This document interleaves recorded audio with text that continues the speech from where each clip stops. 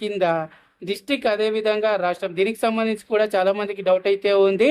So 2002లో చూసుకున్నట్టయితే old districts అయితే ఉంటాయి, ప్రజెంట్ చూసుకున్నట్టయితే న్యూ డిస్ట్రిక్ట్స్ అయితే ఉంటాయి. అదేవిధంగా రాష్ట్రం చూసుకున్నట్టయితే తెలంగాణ వాళ్ళకు 2002లో వచ్చేసి ఆంధ్రప్రదేశ్ అయితే ఉంటుంది. ఇప్పుడు తెలంగాణ కాబట్టి ఏం రాయాలనేది. సో దీనికి సంబంధించి నేను ఎవరైతే దీనికి సంబంధించి ట్రైనింగ్ అయితే వెళ్ళారో వాళ్ళకి అడిగినప్పుడు వాళ్ళు చెప్పింది ఏంటంటే ఇక్కడ డిస్టిక్ వచ్చేసి 2002లో ఏ విధంగా అయితే ఉందో, ఫర్ ఎగ్జాంపుల్ ఇప్పుడు సంగారెడ్డి డిస్టిక్ ఓల్డ్ డిస్టిక్ చూసుకున్నట్టయితే మెదక్.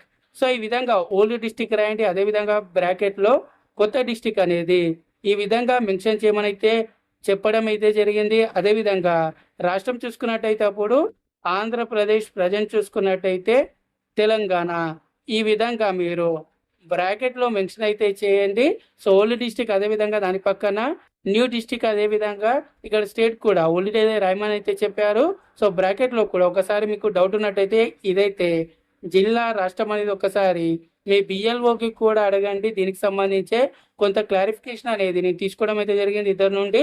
ఈ విధంగా అయితే చెప్పారు. అదేవిధంగా ఇక్కడ కింద శాసనసభ నియోజకవర్గం అనేది, సో మీ అసెంబ్లీ ఏది మీ నియోజకవర్గం అనేది ఇక్కడ మెన్షన్ అయితే చేయాలి. ఫర్ ఎగ్జాంపుల్ ఇప్పుడు నాది సంగారెడ్డి అనుకోండి, ఈ విధంగా సంగారెడ్డి. ఓల్డ్ ఉన్నట్టయితే మళ్ళీ ఇప్పుడు హైదరాబాద్లో చూసుకున్నట్టయితే కొన్ని నియోజకవర్గాలు చేంజ్ అయ్యాయి కాబట్టి దానికి సంబంధించి బ్రాకెట్లో మెన్షన్. ఇక్కడ నియోజకవర్గం సంఖ్య అనేది మనకి ఇక్కడ అసెంబ్లీ కాన్స్టిట్యూట్ నంబర్ అనేది ఏదైతే మనం లిస్ట్ అయితే ఉంటుందో అందులో మెన్షన్ చేసి ఉంటుంది. అదేవిధంగా భాగం సంఖ్య అనేది, సో భాగం సంఖ్య అనేది మనకు పార్ట్ నంబర్ అనేది పిఎస్ నంబర్ అని ఉంటుంది. క్రమ సంఖ్య చూసుకున్నట్టయితే సీరియల్ నంబర్ అని అయితే ఉంటుంది.